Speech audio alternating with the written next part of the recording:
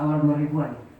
Pelayanan kesehatan di Pulau Kera itu kami tidak terlalu diperhatikan oleh pemerintah, dalam hal ini dinas kesehatan. Pelayanannya agak tersendat-sendat. Kami seperti tadi yang saya sudah bilang bahwa kami dibenturkan dengan dua dimensi sosial itu.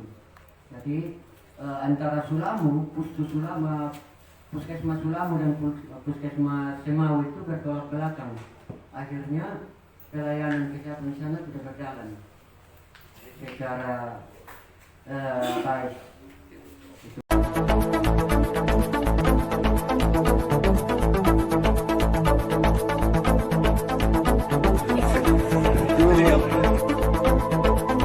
Masyarakat adat suku Bajo di Pulau Kera.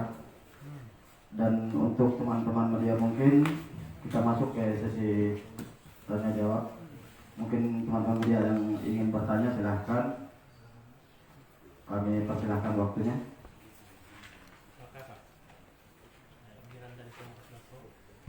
Nah, ini kan sudah tinggal lama. Nah, selama ini ada upaya untuk mengurus sertifikat tidak?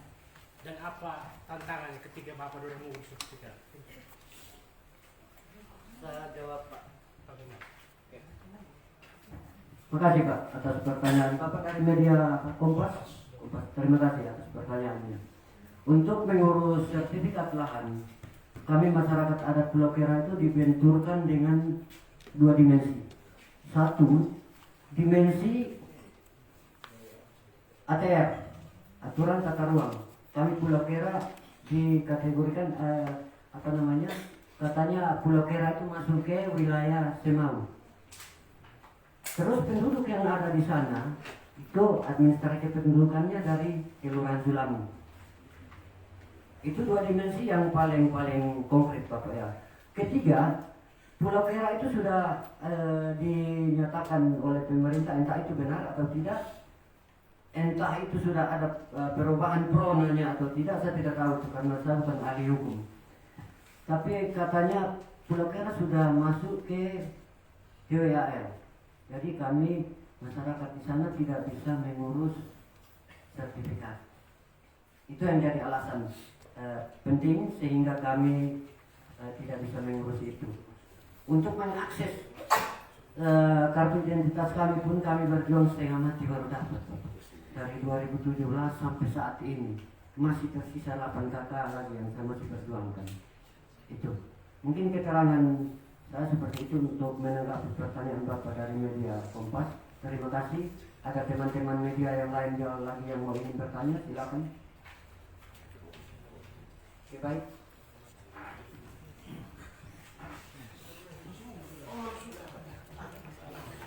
Baik, terima kasih Bapak.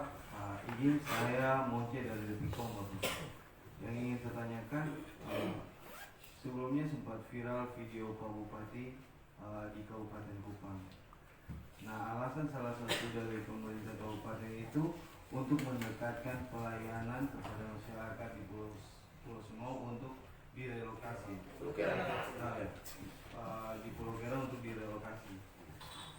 Pertanyaannya, selama sejak tahun 1848 menetap di Pulau Kera itu, apakah tidak ada pelayanan kesehatan yang baik kepada bapak mereka saat di sana, sehingga sampai kepemimpinan saat ini mau merelokasi bapak mereka dari tempat pemukiman sebelumnya? Yang pertama. Yang kedua, mungkin bisa jelaskan sedikit berkaitan dengan pemukiman di sana sejauh ini, apakah sudah diperhatikan oleh pemerintah daerah atau belum, dalam hal ini Bupati sampai saat ini? Sekian, terima kasih. Baik. Menyangkut dengan pertanyaan Bapak dua itu ya, menyangkut dengan layanan kesehatan ya. Kita pertanyaan adik media tadi itu ditarik dari 1984 ya, 84 ya. Kalau 1984 kita sudah tidak usah ingat itu lagi, kita tarik ke 2020, awal 2000-an. Pelayanan kesehatan di Pulau Kera itu kami tidak terlalu diperhatikan oleh pemerintah, dalam hal ini dinas kesehatan. Pelayanannya agak tersendat-sendat, kami seperti tadi yang saya sudah bilang bahwa kami dibenturkan dengan dua dimensi sosial itu. Jadi antara Sulamu, Puskesmas Sulamu dan Puskesmas Semau itu bertolak belakang. Akhirnya pelayanan kesehatan di sana tidak berjalan secara baik. Itu poin pertama yang saya jawab, Bapak. Poin kedua menyangkut dengan pertanyaannya tadi apa? Saya sudah lupa Perman. Perhatian pemerintah. Tuh. Kalau rencana relokasi dan perhatian pemerintah terhadap Pulau Kera itu, menurut saya kalau masyarakat mau direlokasi bukan mau mensejahterakan masyarakat, tapi malah sebaliknya. Karena lokasi yang pemerintah sudah sediakan itu tidak sesuai dengan profesi masyarakat suku Bajo, suku bagi nelayan. Itu poin pertama. Dan kedua, masalah perumahan. Kami tanpa bantuan pemerintah pun kami bisa berbuat sendiri.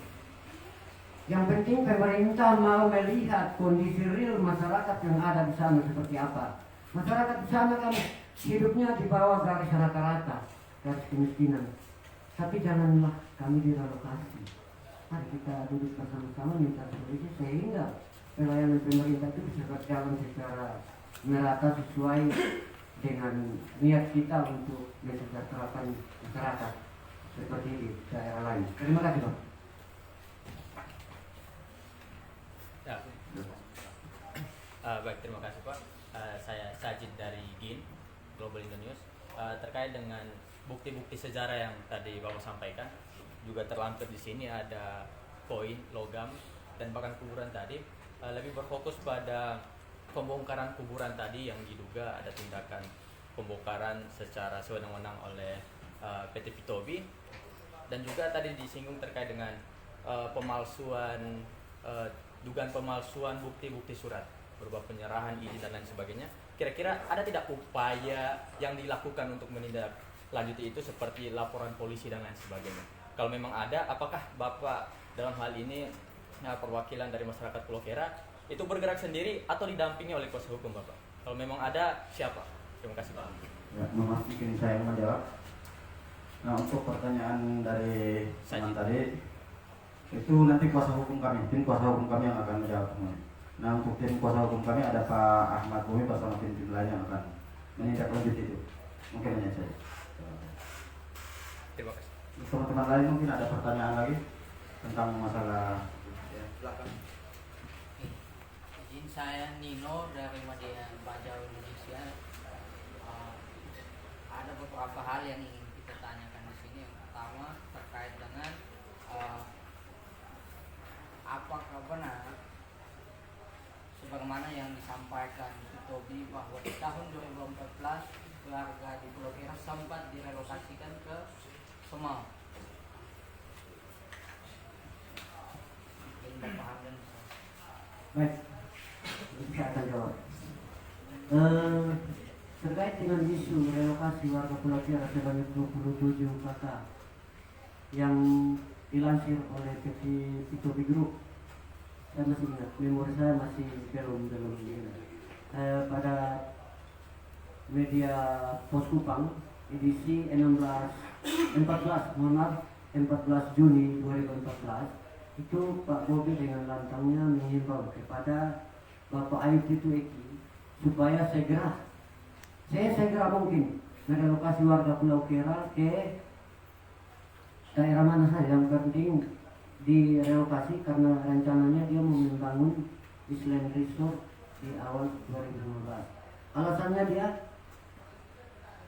di awal 2000-an masyarakat Pulau Kera sudah pernah direlokasi ke salah satu wilayah di Semau Selatan dengan jumlah kakak sebanyak 21 kakak.